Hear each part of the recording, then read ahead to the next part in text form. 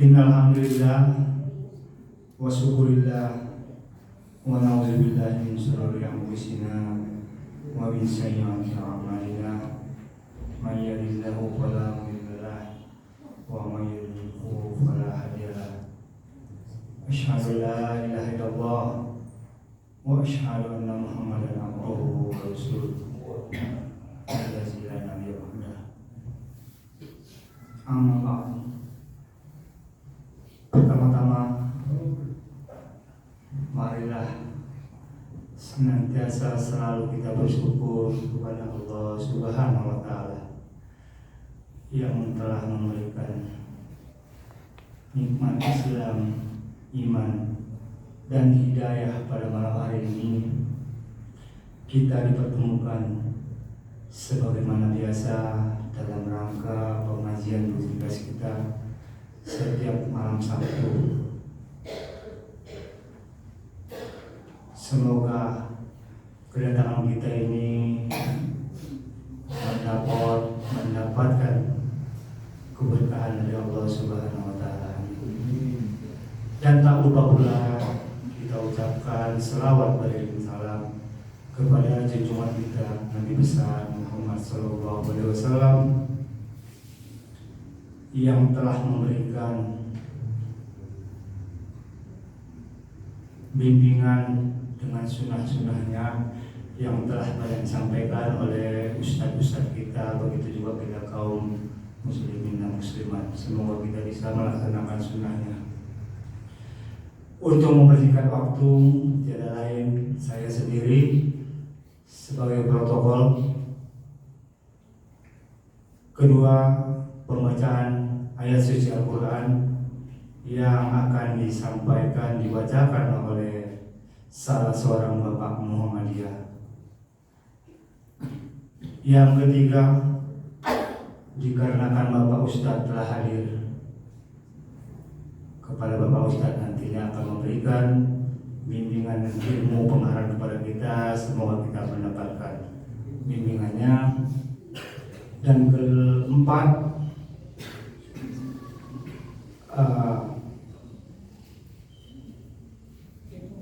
pengumuman dari pimpinan ranting. Dan kelima, ada alhamdulillah terus berjuang Ibu Aisyah mengisi sedikit ada rezekinya. Semoga kita bisa nikmati bersama. Dan untuk membersihkan waktu sebelum acara dimulai, marilah kita kembali berserah diri kepada Allah seraya berucap basmalah. Bismillahirrahmanirrahim. Masuklah kita acara selanjutnya, pembacaan ayat suci Al-Quran yang akan disampaikan salah seorang Bapak Muhammadiyah. Kepada Bapak kami persilahkan.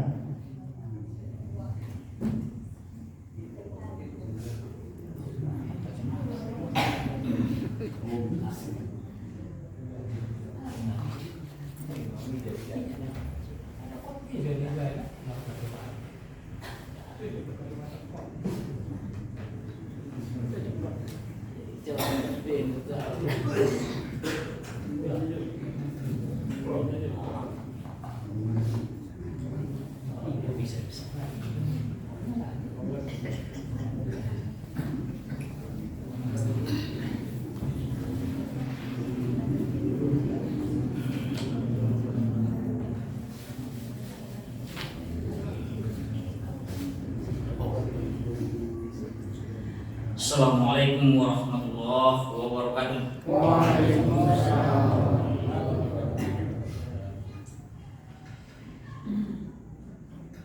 A'udzu billahi minasy syaithanir rajim. Bismillahirrahmanirrahim.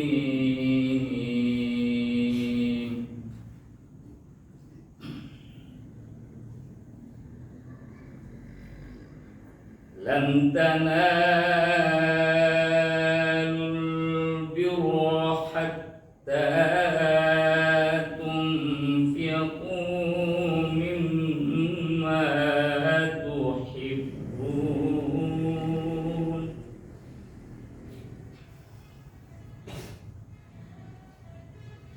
wa ma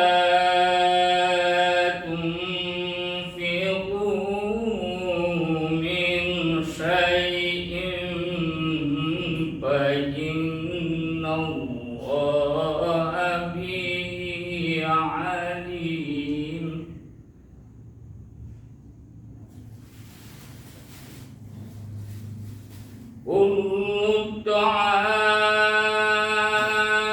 kana hillan li bani Israila illa ma harrama Israilu ala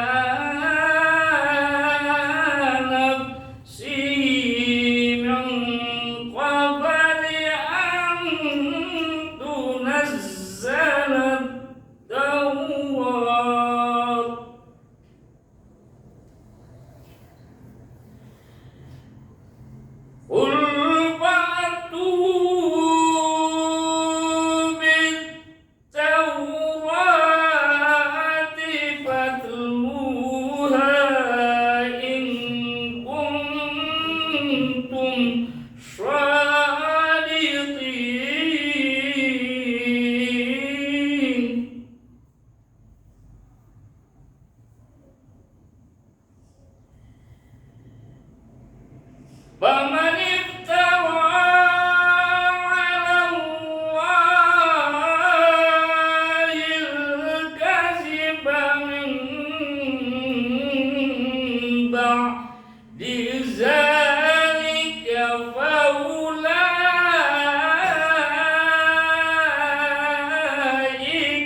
humuz zalimun.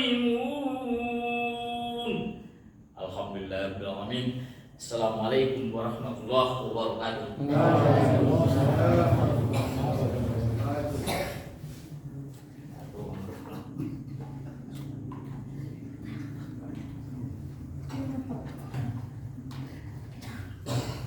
Terima kasih kepada Bapak Muhammadiyah yang telah mensupport. Semoga kembali kita dengan mendengarkan ayat suci Al-Quran. Dan selanjutnya pengajian yang akan dibawakan Bapak Ustadz yang terakhir adalah himbauan dari grup dengan tema membiasakan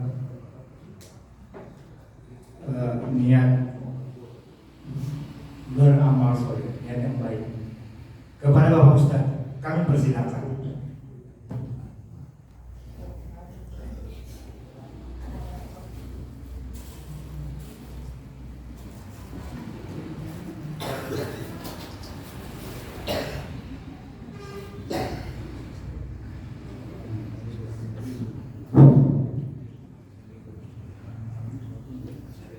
Bismillahirrahmanirrahim. Assalamualaikum warahmatullahi wabarakatuh. Waalaikumsalam warahmatullahi wabarakatuh. Alhamdulillahi rabbil alamin wa bihi nasta'in ala umuri dunya waddin wassalatu wassalamu ala asyrafil anbiya'i wal mursalin wa ala alihi wa sahbihi ajma'in, amma ba'du. Yang saya hormati Bapak Pimpinan Ranting Muhammadiyah Sadahuan beserta jajarannya. Yang saya hormati Ibu Pimpinan Ranting Aisyah Sadahuan beserta jajarannya. Yang saya hormati Bapak-bapak Muhammadiyah, Ibunda Aisyah, Angkatan Muda Muhammadiyah, dan para simpatisan yang telah hadir di masjid yang kita muliakan ini. Kembali saya mengajak kita semua, bapak-bapak, ibu-ibu yang dirahmati Allah, untuk memuji Allah serta bersyukur atas limpahan nikmat, rahmat serta hidayahnya yang tidak pernah libur, tidak pernah putus kepada kita, sehingga dengan itu semualah kita bisa berkumpul malam ini di masjid ini. Berkumpulnya kita di sini dalam rangka untuk menghabiskan umur kita, dalam rangka mengisi umur kita ini, detik-detik umur yang masih Allah berikan kepada kita dalam ketaatan atas perintah-perintahnya. Sebagaimana dalam hadis disebutkan, Rasulullah SAW bersabda, tidak akan bergerak kaki seorang muslim dari tempatnya sampai ditanya tentang 4 hal, yang salah satu diantaranya adalah umurnya kemana dia habiskan. Maka mari kita selalu untuk mengisi setiap waktu kita dalam ketaatan kepada Allah Subhanahu wa Ta'ala. Dan hadirnya kita di masjid ini, di pengajian ini, salah satu bukti bahwasanya kita bersyukur atas nikmat Allah dan usaha kita agar selalu menjaga level keimanan kita selalu berada di atas. Kita tahu dan sering mendengar bahwasanya al-imanu yazdadu wa yanqus. Iman itu naik dan turun, naik dengan ketaatan dan turun dengan kemaksiatan. Maka jangan kita maklumi kalau ada orang yang imannya turun, maka berarti dia sedang bermaksiat kepada Allah, baik itu dia sadari atau tidak dia sadari, maka maksiat telah menurunkan imannya. Maka cepat-cepat sadari, kemudian perbanyak istighfar kepada Allah, kemudian cari amal-amal ketaatan, paksakan diri untuk melakukan ketaatan terhadap perintah Allah, sehingga iman kita selalu berada di puncak atas.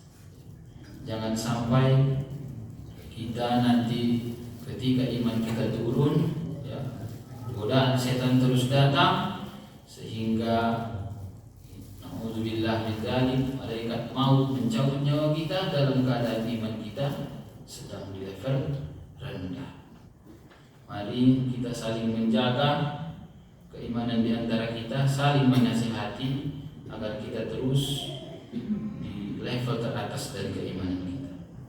Salawat beriring salam selalu semoga selalu tercurahkan ke junjungan kita Nabi besar Muhammad sallallahu alaihi wasallam dengan lafaz Allahumma shalli ala Muhammad wa ala ali Muhammad. Beliau adalah satu-satunya contoh terbaik yang bisa kita jadikan contoh dan tauladan, khususnya dalam hal akhlak, dalam hal adab. Karena nanti jemaah yang dirahmati Allah Subhanahu wa Ta'ala, yang paling berat nanti timbangannya pada hari kiamat adalah akhlak yang mulia, akhlak yang baik, bukan amal-amal ibadah yang lain. Karena akhlak ini akan kita bawa terus dalam kehidupan kita, sementara kalau ibadah itu ada waktunya dan dia terbatas. Tapi kalau akhlak itu akan kita bawa terus dalam keseharian kita, dan itulah nanti yang akan paling berat timbangannya di akhirat dari timbangan amal kita. Mari kita terus perbaiki akhlak kita, perbaiki akhlak kita. Sebagai banyak pun amal soleh kita, kalau akhlak kita tidak baik, maka itu akan mendatangkan murka Allah. Kalau murka Allah sudah turun, maka rahmat Allah tidak akan datang. Sementara kita semua ini bisa masuk surga hanya dengan rahmat Allah, bukan dengan amal-amal kita. Maka Bapak Ibu yang dirahmati Allah Subhanahu wa Ta'ala, pada kesempatan kali ini saya ingin membahas sebuah hadis dari Rasulullah SAW, yang hadis ini terdapat di buku Riyadhus Shalihin, bab yang pertama tentang bab ikhlas dan menghadirkan niat dalam segala perkataan dan perbuatan yang tampak ataupun yang tersembunyi dari kita.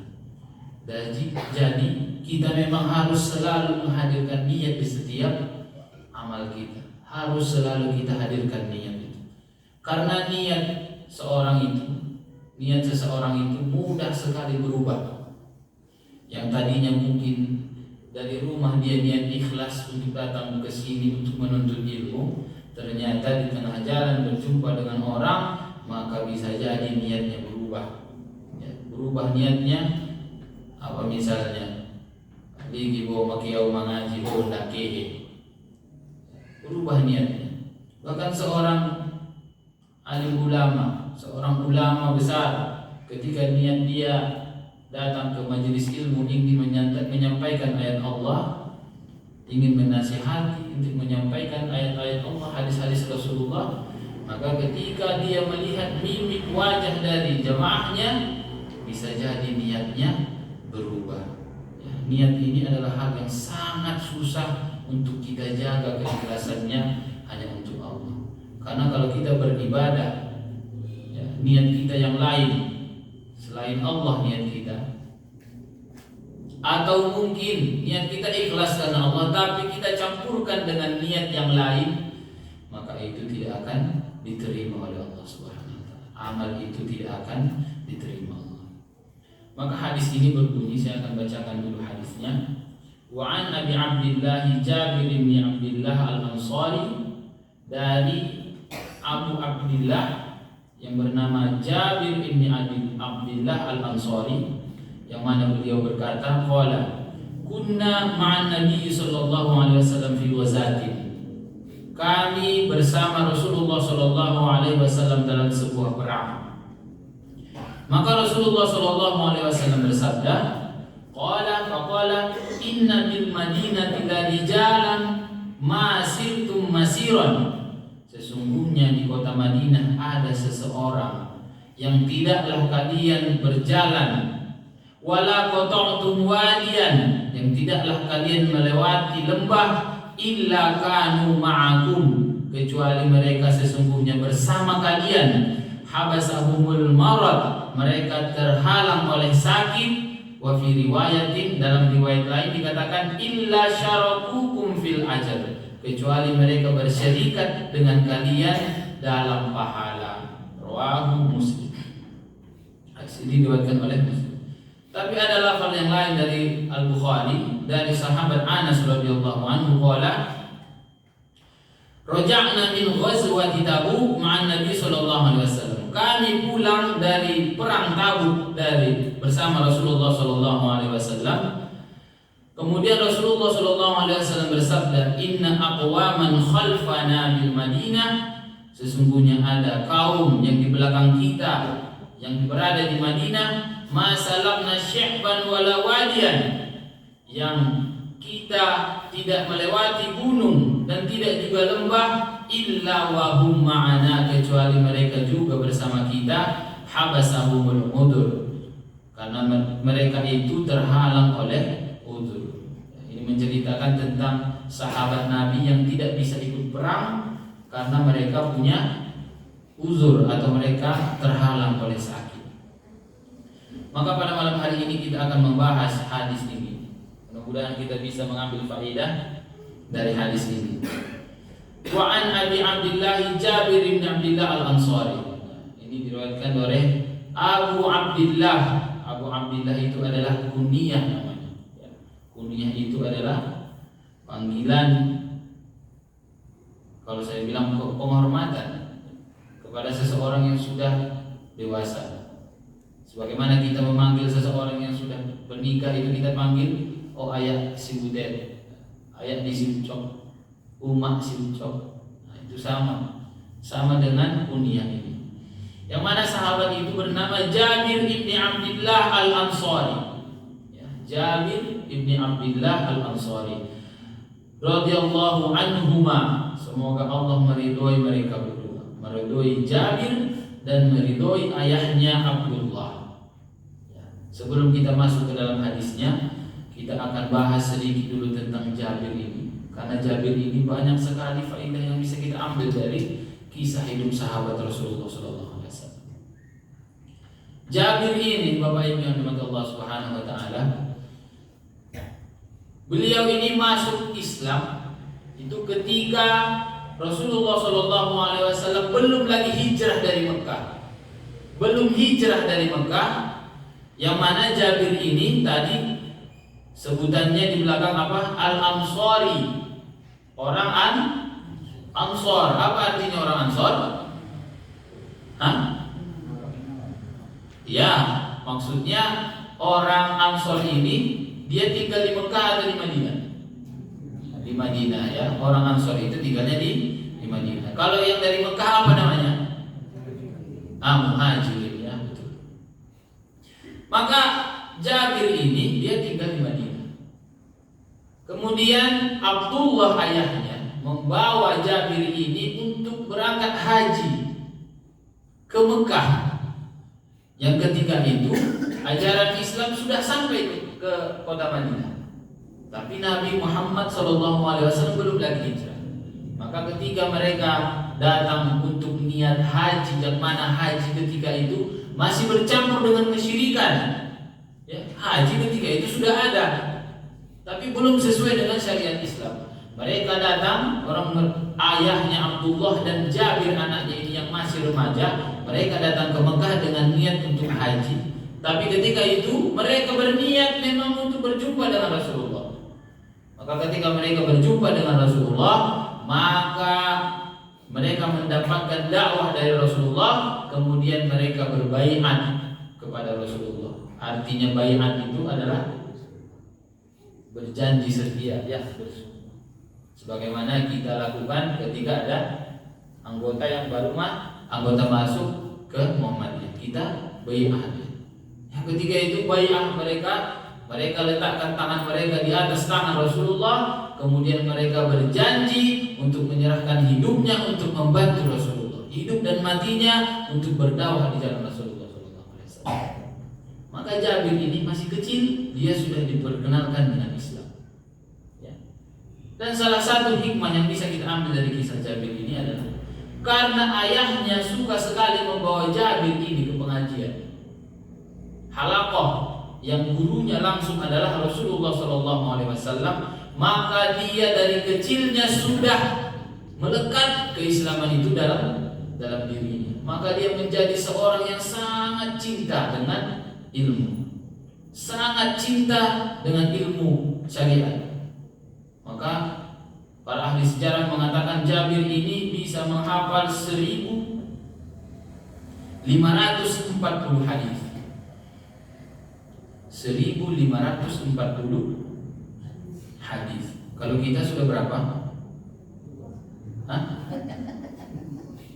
Kita mau 3 dong? 2 dong deh. Masya Allah. Ya. Jadi memang kita ini memang harus perlu banyak belajar dari orang-orang para sahabat ini ya. Anak-anak kita itu sudah mulai diceritakan tentang kisah-kisah sahabatnya, mereka itu luar biasa. Luar biasa, dari kecil sudah cinta dengan ilmu ya. Datang selalu ke halaqah. Maka Jabir ini tumbuh menjadi orang yang soleh. Dia suka dengan ilmu, suka belajar, dan dia juga suka mengamalkan ilmunya. Dia cuma tidak hanya belajar, tidak dapat hadis kemudian dia hafal, bukan begitu saja. Dia kerjakan. Dia kerjakan. Ketika dia mendapatkan hadis bahwasanya yang paling tinggi derajatnya dalam Islam adalah berjihad, maka dikatakan dalam sejarah Jabir ini tidak pernah meninggalkan satu perang pun kecuali perang Badar dan perang Uhud. Semua perang dia ikuti karena dia ingin mengamalkan ilmunya, bukan hanya sekedar belajar tidak. Semua perang dia tidak ikut perang Badar dan perang Uhud pun itu karena dilarang oleh ayahnya, karena waktu itu usianya masih sangat remaja dan dia punya 9 adik perempuan. Di yang lain dikatakan dia punya 7 adik perempuan yang harus dia rawat.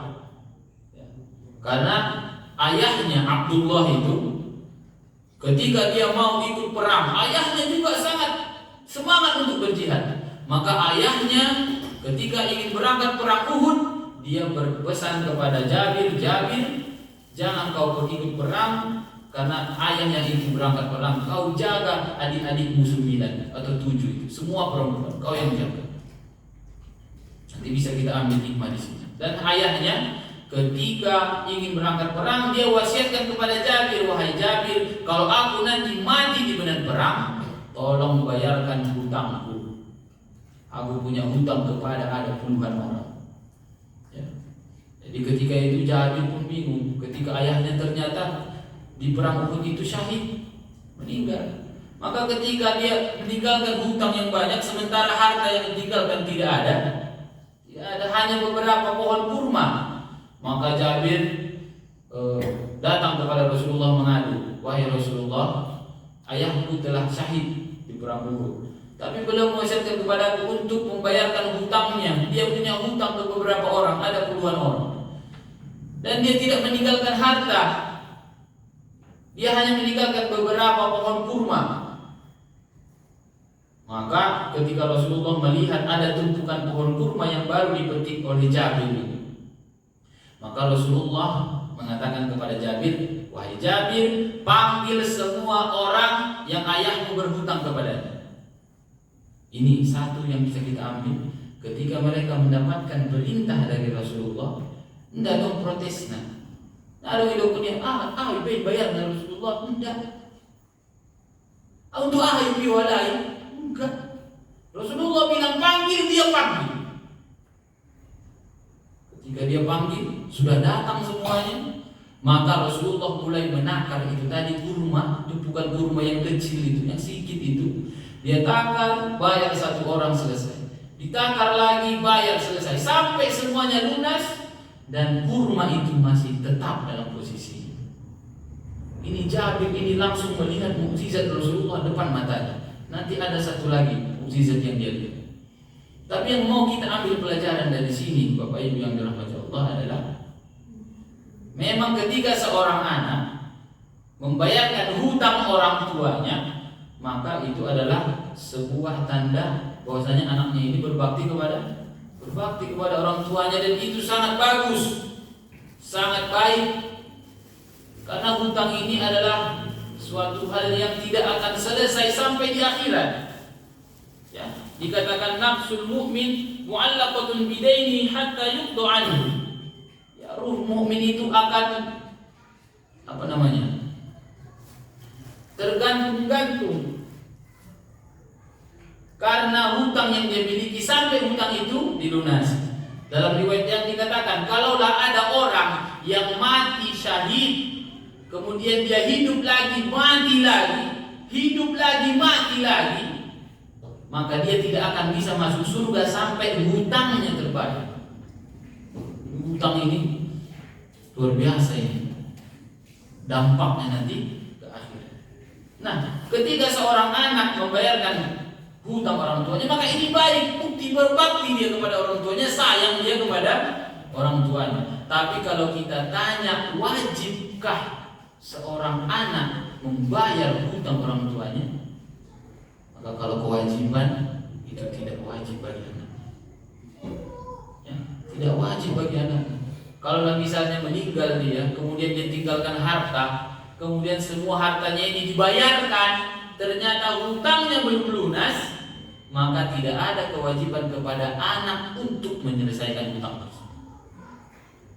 Maka jangan mudah-mudah berhutang. Ya. Jangan nanti kita pikir padi harus minimal hutang, harus dibayar anak. Berhutang seperti itu mudah sekali rasanya berhutang. Maka kalau tidak hal yang sangat urgent, yang sangat penting, kita usahakan tidak usah berhutang. Apalagi sekarang ini mudah sekali kredit. Ini nanti kalau kita kaitkan dengan riba,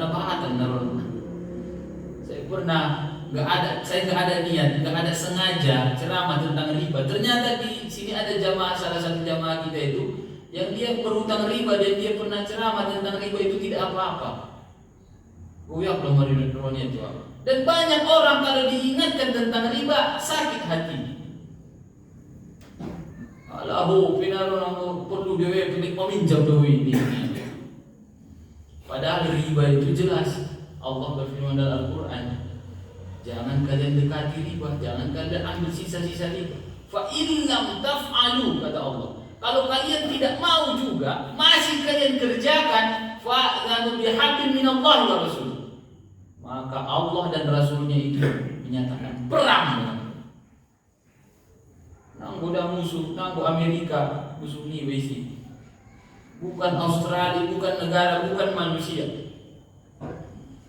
Allah dan Rasulnya menyatakan perang dengan maka salah satu yang bisa kita ambil faedah dari sini adalah jangan mudah-mudah berhutang, dan hutang orang tua itu memang sangat baik jika dibayarkan oleh anak, tapi tidak ada kewajiban anak untuk membayarkan hutang orang tua. Tidak wajib bagi dia.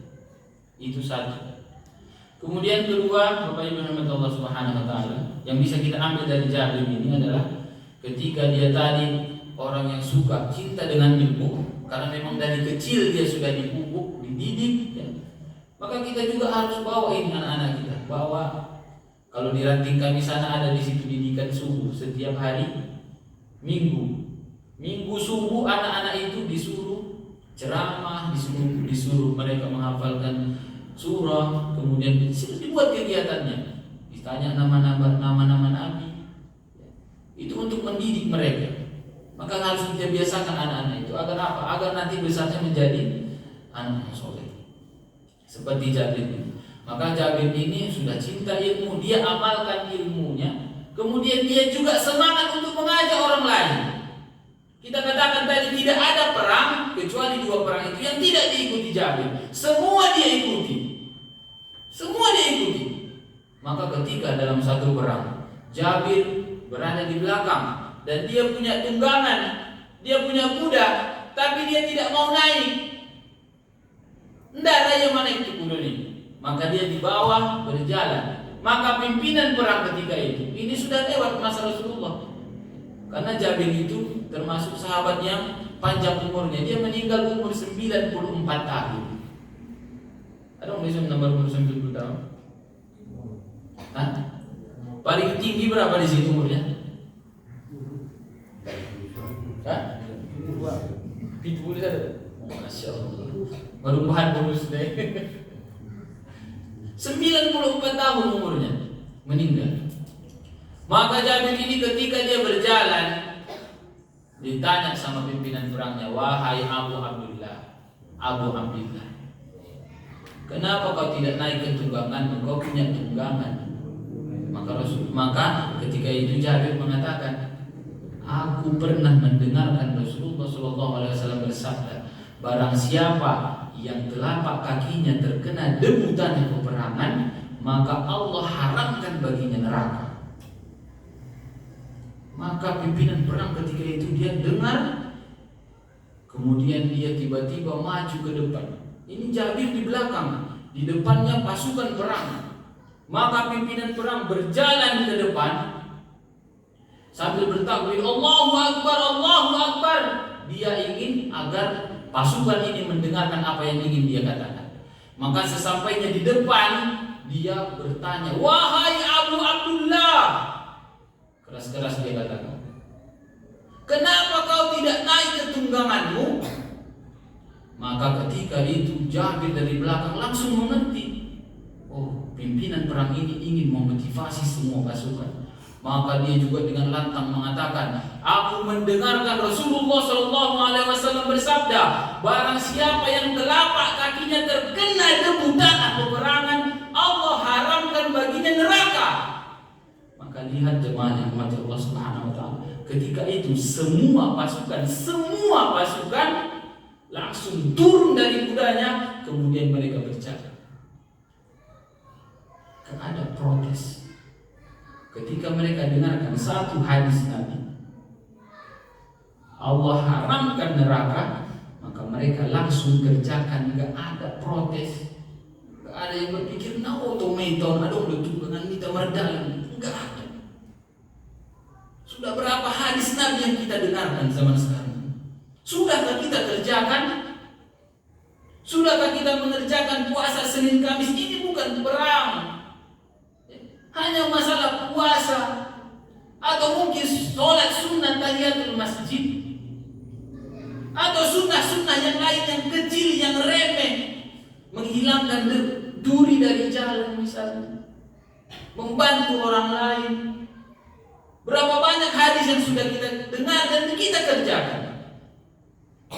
Sahabat Nabi ketika itu mendengarkan satu hadis, kemudian mereka dengan semangat kerjakan tanpa ada protes. Ini faedah lagi yang bisa kita ambil dari mereka. Kemudian semangatnya Jabir itu untuk apa?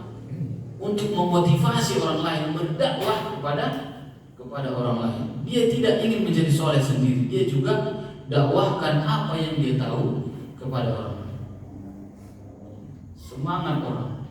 Jabir ini juga di hari tuanya pernah dia mendengarkan dari orang lain. Ada sebuah hadis yang belum pernah dia dengar sama sekali dari Rasulullah SAW kepada orang lain, dan dia belum pernah dengar hadis itu. Maka dia beli untanya, kemudian dia berjalan 1 bulan, dia cari orangnya itu, mana yang mendengarkan hadis itu. Dia pergi berjalan, kalau saya tidak salah itu ke negeri Syam, Abdullah bin Unais namanya. Maka dia datang ke situ, dia ketuk pintu rumahnya, kemudian dia katakan, Abdullah bin Unais ini tahu Jabir. Siapa yang tidak kenal Jabir? Seorang mufti di Madinah ketika itu. Maka ketika itu Abdullah bin Unais mengatakan, wahai Jabir, wahai sahabat Rasulullah, kenapa kau datang jauh-jauh ke sini? Untuk apa? Maka dia mengatakan, aku takut aku nanti mau menjemputku atau mau menjemputmu, tapi aku belum mendengarkan hadis Rasulullah SAW yang beliau sampaikan kepadamu. Sampai saking semangatnya dia untuk mendapatkan hadis Rasulullah SAW. Ya, kita zaman sekarang ini mudah sekali mendapatkan hadis, mudah sekali belajar, pengajian di mana-mana. Bahkan untuk menghadirinya saja kadang aku nadong dulu jidana suruh abe. Adong dulu jidana. Adong dulu jidana nadong aku nuruau. Ini dia tiga. Maka kita harus ambil faedah dari sini. Faedah terakhir, ibu-ibu yang dirahmati Allah dan bapak-bapak yang dirahmati Allah Subhanahu wa taala. Ini kita belum masuk hadisnya ya. Ketika Jabir berada di Khandaq ketika itu. Ini perang Khandaq. Perang Khandaq itu apa? Yang Nabi Sallallahu Alaihi Wasallam membuat apa? Parit di Madinah. Ya, ini lagi Jabir melihat dengan mata kepalanya mukjizat Rasulullah. Ketika itu ada sahabat yang mengatakan kepada Rasulullah, ya Rasulullah, kami lapar, 3 hari belum makan. Lihat kami mengikat batu di perut kami saking laparnya. Maka Rasulullah enggak berbicara, diam saja Rasulullah angkat bajunya, kemudian mereka melihat Rasulullah ternyata telah mengikat 3 buah batu di perut Rasulullah. Ternyata Rasulullah juga merasakan lapar. Maka ketika itu Jabir ada di situ, kemudian Jabir merasa, wah ini Rasulullah telah tertimpa suatu kesedihan ini. Maka dia izin kepada Rasulullah, izin ya Rasulullah, aku izin pulang ke rumah. Maka silahkan kata Rasulullah. Jabir pulang ke rumahnya, dia tanyakan kepada istrinya, wahai istriku, sesungguhnya Rasulullah telah tertimpa kepadanya suatu kesedihan, itu beliau sangat lapar. Apakah yang kita punya? Maka istrinya mengatakan, ada anak kambing yang kecil, kemudian ada 1 sak gandum, itu sajalah kita masak. Itulah kita masak biar kita berikan kepada Rasulullah SAW. Kalau istri-istri zaman sekarang, ya deh, rotu bagas tinggal 1 mata bumi dahan do tolor 2. Roh alak lainnya aduh isu tu bisa tu nak cilo kau aduh ni. Porluan de penak ni ya. Porluan de peyau ni ya. Ini enggak ada lagi. Coba kita lihat lagi mentalnya sahabiah ini. Enggak ada lagi tinggal itu, maka dia malah yang bilang ya udah itu kita masak, itu kita berikan kepada Rasulullah. Maka ketika anak padi itu dipotong, kemudian gandum itu sudah diadon, maka dia katakan suaminya, suamiku undang Rasulullah bersama 3 atau 4 orang sahabatnya, karena cuma itu yang cukup. Gak mungkin kita bisa mengundang semua orang yang di Khandaq. Di Khandaq itu ada 1000 orang. 1000 orang gak mungkin kita undang semua. Maka Jabir datang kepada Rasulullah, ya Rasulullah, ladayya tu'ayyim, saya punya makanan yang sedikit ya Rasulullah. Maka ayo ke rumahku, ajaklah 3 atau 4 sahabatku agar kita makan. Maka Rasulullah berkata, apa yang kau miliki Jabir? 1 anak kambing, kemudian 1 sok kandung. Masya Allah, itu sangat banyak, kata Rasulullah. Kemudian Rasulullah naik ke atas batu, kemudian dia berkata, wahai muhajirin dan ansar, Jabir bin Abdullah mengundang kalian makan ke rumahnya. Jabir tong sambil memikir, asing undang Rasulullah 1000 anak. Ya undang dulu ala petala, wah sedih.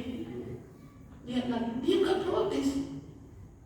Rasulullah menyuruhnya pergi pulang ke rumahmu Jabir, katakan kepada istrimu jangan turunkan kualinya dari perapian, kemudian jangan sentuh adonannya. Maka Jabir pulang pontang-panting, magiawat, gawat kiton mania. Sampai di rumah lihat lagi istrinya. Ini saya karena ada sini ibu-ibu, maka saya ceritakan. Lihat lagi istrinya. Tadi di awal dia mau berikan itu cuma yang mereka punya untuk disedekahkan. Istilahnya kita beri orang makan. Ya. Ketika itu Jabir pulang ke rumah, wahai istriku, Rasulullah ternyata mengundang semua orang yang di Khandaq. Hah? 1000 orang? Kenapa kau undang semuanya? Dia tulang lagi. Indah, ini perang ya Rasulullah. Oh Rasulullah. Maka dengan tenang dia, suaminya ini tadi sudah panik, malah istrinya yang menenangkan. Oh, ini Rasulullah yang mengundangnya. Oh, ada pesan Rasulullah kepadamu, wahai suamiku. Ada. Apa pesannya? Jangan turunkan kuali dari perapian dan jangan sentuh adonannya. Maka mereka kerjakan saja, gak ada protesnya. Maka ketika itu Nabi kemudian dengan semua orang yang 1000 orang itu datang. Kemudian Nabi yang merobek gandumnya diberikan kuah kari itu, kuah daging kambing itu diberikan. 10 orang masuk ke rumah, mereka makan dengan lahapnya itu luar biasa. Bagaimana lahapnya sampai ada yang bertambah-tambah guys. Sampai semuanya makan,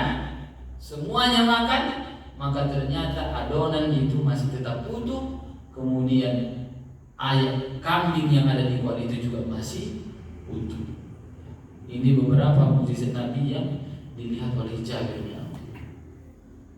Maka jemaah yang dirahmati Allah Subhanahu wa taala, yang saya ingin sampaikan tadi adalah bahwasanya hendaknya kita menjadi orang yang patuh saja kepada hadis-hadis atau perintah-perintah Allah, perintah Rasulullah. Jangan kita cari alasan.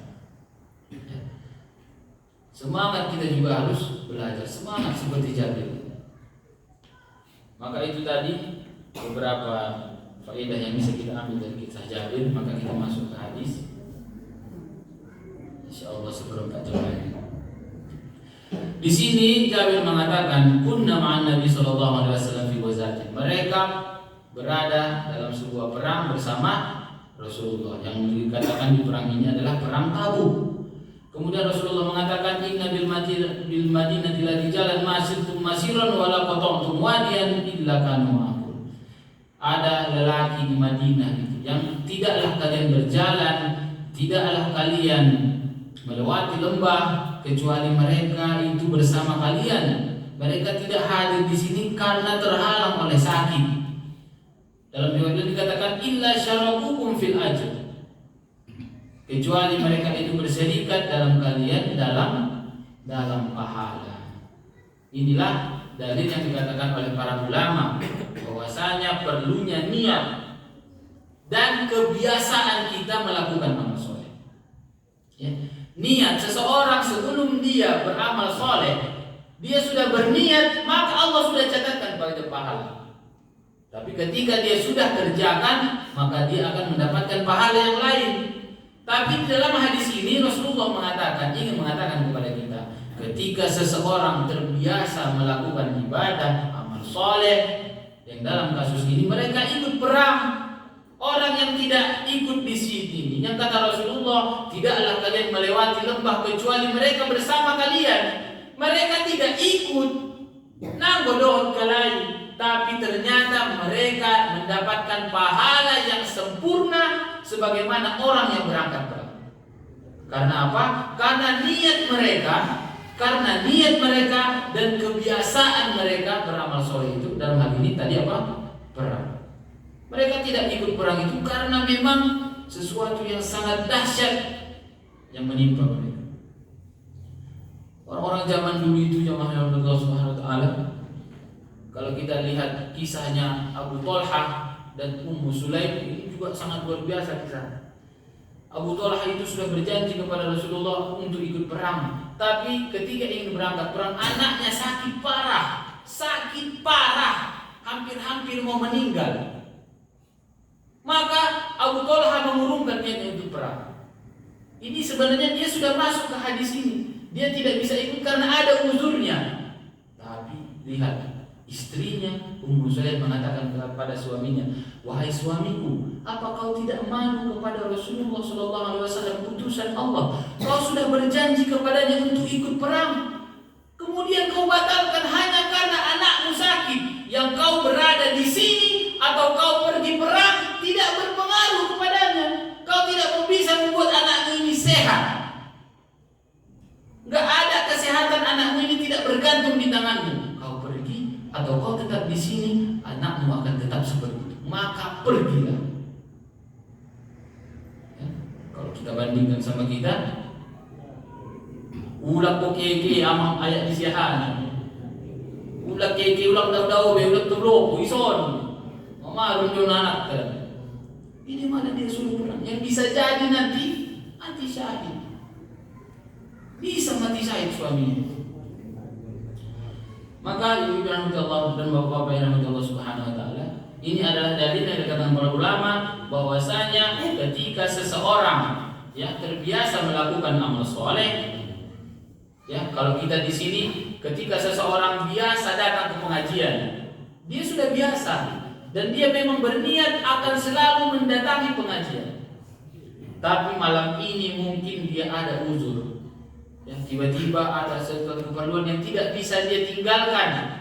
Maka orang itu yang tidak hadir di sini, dia mendapatkan pahala penuh sebagaimana kita yang hadir di sini. Ini adalah keutamaan bagi orang yang terbiasa melakukan amal soleh. Tidak bisa datang ke masjid, ya, tidak bisa datang ke masjid. Dia orang yang biasa sholat ke masjid, tidak pernah dia tinggalkan sholat ke masjid. Tapi ternyata mungkin karena sakit atau karena sesuatu hal yang lain, karena safar mungkin. Orang yang safar itu kan tidak disunahkan untuk sholat rawatib. Maka kalau dia biasanya sholat rawatib, ketika dia safar atau sakit dia tidak sholat rawatib, maka dia mendapatkan pahala seperti kebiasaan. Dia tetap akan mendapatkan pahala seperti amal soleh yang sering dia kerjakan. Dia tidak kerjakan hanya karena uzur atau karena sakit atau karena sesuatu hal yang menghalangi dia untuk mengerjakan amal tersebut. Kemudian bapak-bapak ibu-ibu rahmati Allah Subhanahu wa taala, ini dalilnya tadi adalah hadis yang tadi kita bacakan. Kemudian ada dalilnya Rasulullah SAW bersabda dalam hadis yang lain, "Idza maridul abdu aw safara kutiba lahu maka nasahihan muqiman." Seseorang apabila dia sakit atau dia bersafar, maka dia tetap dicatatkan baginya pahala seperti pahala amal soleh yang biasa dia kerjakan ketika dia sehat dan ketika dia berada dalam keadaan mukim. Mukim itu apa? Dia berada di tempatnya, tidak dalam keadaan sakit. Ya. Kemudian ada juga kalau yang orang yang tadi yang biasa melakukan amal soleh, maka dia dapat pahala sempurna seperti pahala orang yang beramal, orang yang mengerjakannya. Tapi ada lagi orang yang hanya mendapatkan pahala niat.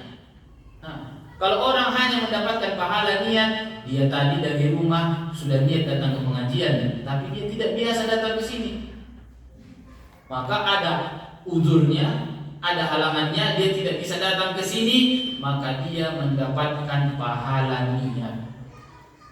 Dia tidak mendapatkan pahala amal. Pahala amal itu hanya didapatkan oleh orang yang terbiasa melakukan amal soleh. Ini ada sebuah hadis yang sering kita dengarkan tentang orang-orang miskin, sahabat-sahabat Nabi yang protes kepada Rasulullah. Ya Rasulullah, sesungguhnya sahabat-sahabat kami yang kaya itu mereka bisa mendapatkan keutamaan-keutamaan yang banyak dari amal-amal, tetapi mereka juga dengan harta mereka bisa bersedekah, bisa berinfak. Kami tidak bisa. Maka Rasulullah mengatakan, apa kalian ingin mendapatkan pahala seperti mereka? Sedekah? Ya, maka bertasbihlah kalian 33 kali, bertahmid 33 kali, bertakbir 33 kali, habis sholat, maka kalian bisa mendapatkan pahala seperti pahala mereka bersedekah. Maka ternyata orang-orang kaya ini mendengar, kemudian mereka kerjakan lagi seperti itu. Maka protes lagi orang miskin ini. Ya Rasulullah, may bigyan lain. Ikalihot kalian musim. Tapi tetap na bisa amin marsido ka na dong ipingyan. Maka apa kata Nabi? Hada min fadlullah yu'tihi man yasha. Ini adalah karunia Allah yang diberikan Allah kepada orang-orang yang Allah kehendaki. Itulah kelebihan orang yang kaya. Maka kita sebenarnya dimotivasi untuk menjadi orang kaya. Tapi kalau tidak diberi kekayaan, sebagaimana ceramah kita kemarin, gak usah takut, gak usah sedih. Ketika Allah tidak berikan kepada kita dunia, maka itu merupakan tanda cinta Allah kepada kita. Allah takut kalau Allah berikan kepada kita dunia, kalau Allah berikan kepada kita mobil, misalnya naruh beta, misalnya tu nara beta roh, itu pengajian. Bisa jadi seperti itu. Maka untuk mendeteksi apakah nikmat yang Allah berikan kepada kita ini itu sebuah ujian Allah atau malah tanda cinta Allah kepada kita, maka cek apakah dengan nikmat-nikmat itu kita semakin bertakwa kepada Allah atau malah semakin jauh dari Allah Subhanahu wa taala. Maka jemaah yang dirahmati Allah Subhanahu wa taala, dalam potongan hadis yang lain yang diriwayatkan oleh Bukhari, tokinna ya baru masak gitu. Dikatakan roja'na min ghazwati Tabuk ma'an Nabi sallallahu alaihi wasallam. Kami pulang dari perang Tabuk bersama Rasulullah sallallahu alaihi wasallam. Maka Rasulullah mengatakan, inna aqwaman khalfana bil madinati ma salakna shiban wala wadiyan illa wa hum ma'ana habasahumul udur. Sama ini artinya sebagaimana hadis yang pertama kita bacakan tadi, ada orang-orang di Madinah yang mereka tidak bisa datang ke perang Tabuk. Ya, mereka tidak bisa datang ke perang Tabuk karena terhalang oleh suatu uzur, maka sesungguhnya mereka tetap bersama kita. Walaupun kita nanti misalnya melewati gunung atau melewati lembah, maka ternyata mereka berada bersama kita dan mereka mendapatkan pahala yang sempurna dari Allah kepada mereka. Allah berikan kepada mereka pahala yang sempurna. Maka ibu yang dirahmati Allah Subhanahu wa taala dan bapak-bapak yang dirahmati Allah, ini adalah tadi hadis yang menceritakan, yang mengajarkan kepada kita pentingnya niat dalam beramal soleh, kemudian pentingnya kita untuk membiasakan beramal soleh mulai dari sekarang. Jangan tunggu sakit baru mau beribadah. Rojo penyakit baru, ya Allah, najib mau rasa penyakit baru sholat tahajud. Ketika malum tupat rasa baru, ya Allah. Jangan tunggu ketika kesempitan itu, ketika harta itu sudah habis, jangan tunggu. Ketika masih bisa sekarang kita lakukan, maka kerjakan dari sekarang. Maka kalau kita sudah biasa mengerjakannya, suatu saat nanti ketika kita ada uzur pada kita, ya mungkin yang kaya sekarang kedepannya dia menjadi miskin, maka dia tidak bisa bersedekah lagi, maka dia tetap mendapatkan pahala sedekah penuh sebagaimana kebiasaan yang dia lakukan. Orang yang sholat, orang yang puasa, orang yang baca Quran, semuanya. Kalau kita biasa mengerjakannya, ketika kita tidak bisa lagi mengerjakannya karena uzur, karena Allah, maka Allah tetap akan memberikan kepada kita pahala yang sempurna dari amal-amal soleh kita tersebut. Maka inilah yang bisa saya sampaikan pada pengajian kali ini. Mudah-mudahan bisa memotivasi kita dengan cerita-cerita sahabat tadi, kemudian dengan hadis ini. Semoga kita mau bersegera beramal soleh, membiasakan diri beramal soleh. Karena nanti yang ikut ke kuburan itu 3, Bapak Ibu. Mati banaron, nadohot ke kuburan itu dulu. Amal kita, harta kita, kemudian keluarga kita. Maka yang 2 akan pulang. Harta kita dan keluarga kita akan pulang. Maka yang akan tetap nanti menemani kita di alam barzah adalah amal kita. Maka mari segera beramal soleh, jangan ditunda-tunda, karena nanti kata Rasulullah bisa jadi datang fitnah. Kita lain muslim, bisa jadi seseorang yang paginya masih muslim, sorenya kafir. Sorenya muslim, paginya sudah kafir. Karena apa? Jadi udinahu bi'aradin minad dunia. Mereka menjual agamanya untuk keuntungan, kenikmatan dunia yang sebenarnya sedikit sekali. Ya, kita tidak tahu bagaimana ke depan, maka mulai dari sekarang segeralah beramal soleh, jangan ditunda-tunda, dan usahakan ikhlas karena Allah Subhanahu wa taala. Karena amalan yang dikerjakan tidak ikhlas karena Allah tidak akan bernilai. Kalau kita hadir di sini hanya karena jeda, maka kita hanya akan mendapatkan jeda. Kita tidak dapat rahmat Allah Subhanahu wa taala. Mungkin sekian saja. Mungkin ada yang mau ditanyakan, atau ada yang mau berdiskusi, atau ada yang mau menambahkan, saya persilakan.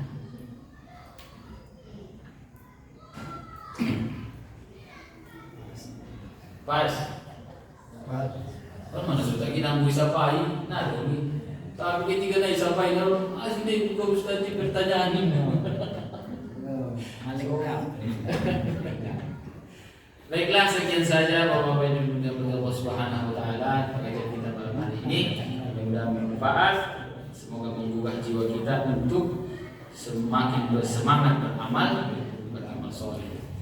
Kurang dan lebihnya saya mohon maaf kepada Allah Subhanahu wa taala. Wabillahi taufiq wal hidayah. Assalamualaikum warahmatullahi wabarakatuh. Waalaikumsalam.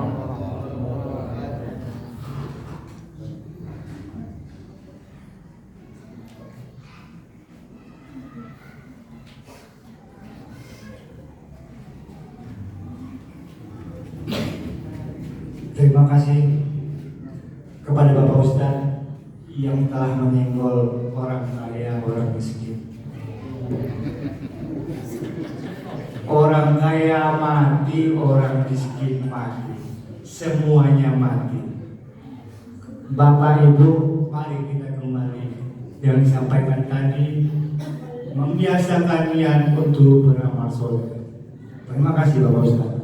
Dan dikarenakan Bapak pimpinan Ranting Cirebon masih berada bersama kita, kepada Bapak kami persilakan.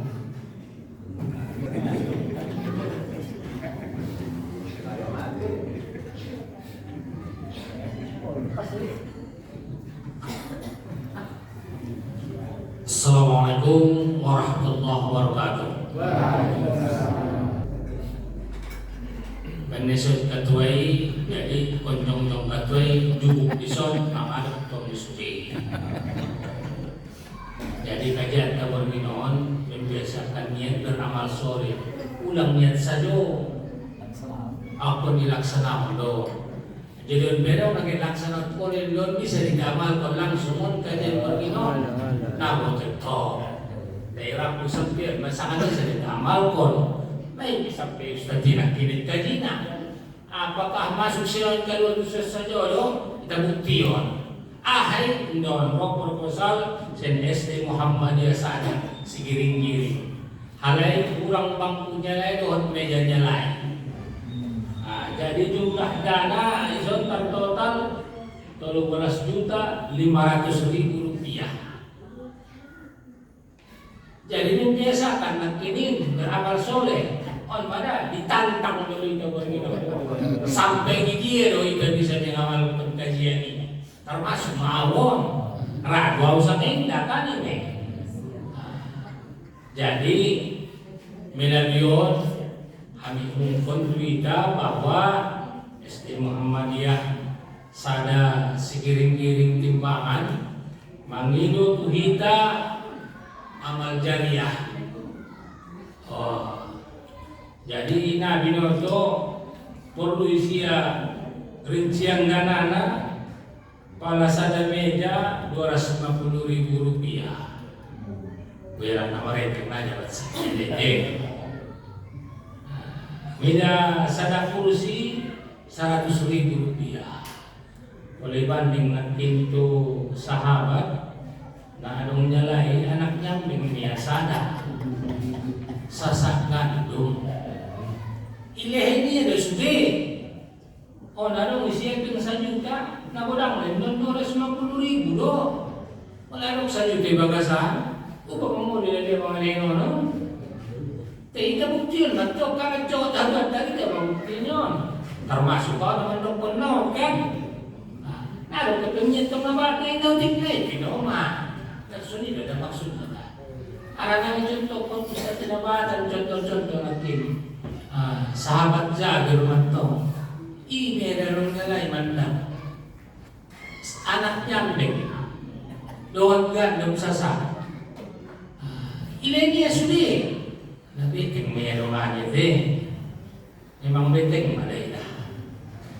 Jadi hita nang dituntut dihita gaya pang-impakton na nung mga isi 13.500. Mungkin sangat saja kemampuan sesuai kemampuan betul. Ala itu pun Allah besok itu la yukallifullahu nafsan illa itu ulah bentuk hidung na setan hidung ni bentuk kap dewi sesuai betul. Jadi ima jodoh aku pengumuman bergerosit katuai karena kolem jom yang nekik katuai di jolong mulu sudah mau sampeon mari kita buktiun kajian tabur ginon. Tidak perlu untuk cari ke pengamalan, mana perlu buruk seorang kan kalau tiba benar ison ketua panleh kebetulan tanggal 15 Oktober itu ada musrah. Jadi kebetulan hadir non ketua panleh Iraku ada orang yang sampai turunnya ia musim majolo. Anggo saya majolo. Assalamualaikum warahmatullahi wabarakatuh. Ada pandai.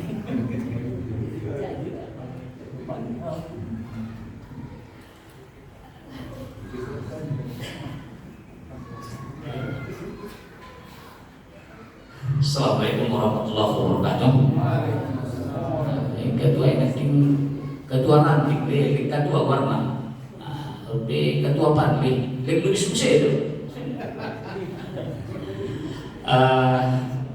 Yang ingin saya sampaikan terutama kepada bapak-bapak Muhammadiyah sesuai dengan hasil musyawarah mustimran kita yang lewat bahwa tanggal 15 Oktober kita akan musrah. Langkah-langkah yang sudah ditempuh salah satunya adalah untuk bapak-bapak Muhammadiyah dan terutama khusus Asia Pemuda dan NA. Tadi sudah dimulai pembagian kertas pencalonan. Alhamdulillah saya yakin yang sudah ada ini semua datang sudah dibagikan itu. Tugasnya ada jelas. Dulu nomor lumina, nomor kopian dan donasikan. Sadang Muhammadiyah, sadang Lumrok. Nggak usah Kak, mau bagi-bagi tes hitam bau. Mana DP? Sini dua, sini dua. Protokoler. Jadi bagi kita, saya harapkan memang di dalam surat itu dibuat sampai pada tanggal 23 September. Ada peribahasa menyatakan lebih cepat lebih baik, karena langkah-langkah untuk itu masih ada. Disegerakanlah Bapak ya pencalonannya itu. Calonnya udah jelas ada, supaya lebih jelas buat kita. Dari 77 yang ada di sini sudah ada yang di stabilo dihitamkan. Yang dihitamkan itu jangan lagi ditulis. Yang kebetulan dia mungkin ikut di PDM dan ikut di cabang.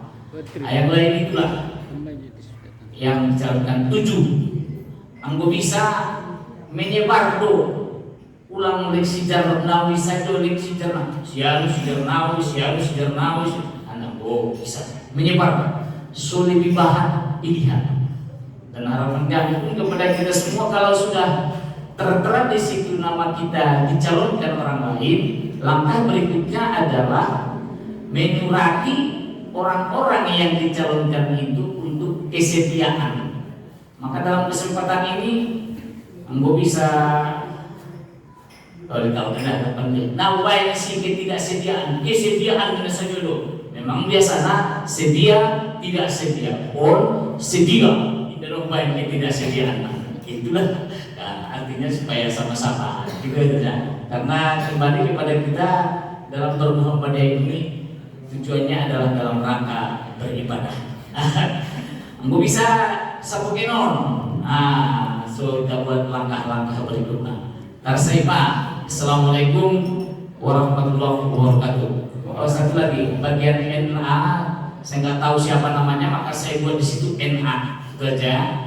Bagian pemuda juga tidak tahu siapa yang mau dari pemuda, saya buat pemuda.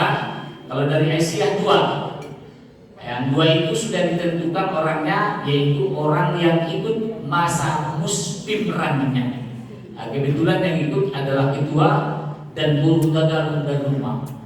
Jadi yang buruh tagalog itu sudah saya tinggalkan dia di sana, nggak capek-capek kan dia lagi membawanya di sana. Oke ya, terima kasih. Assalamualaikum warahmatullahi wabarakatuh.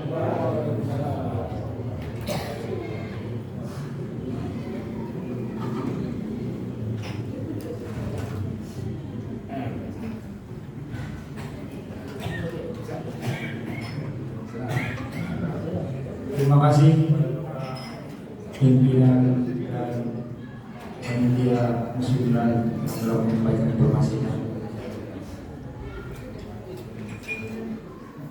Kembali lagi kita sampaikan jumlah infak kita malam ini berjumlah Rp336.000. Alhamdulillahirrahmanirrahim. Acara demi acara telah berlalu, tinggal jedahnya, gemek-gemeknya, rasiokinya. Sambil berjalan kita nikmati bersama. Marilah kita tutup acara ini seraya Alhamdulillahirrahmanirrahim. Assalamualaikum warahmatullahi wabarakatuh.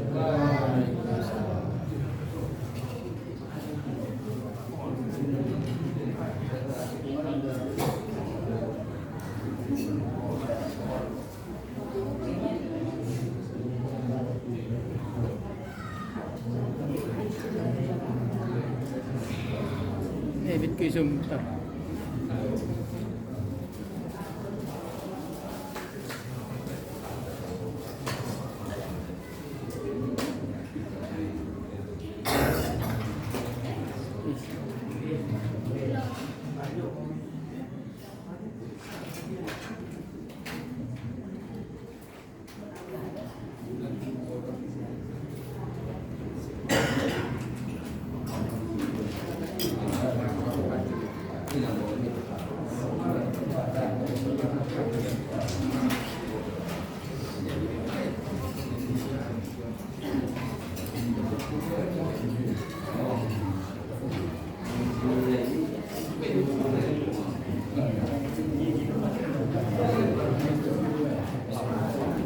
luar lana.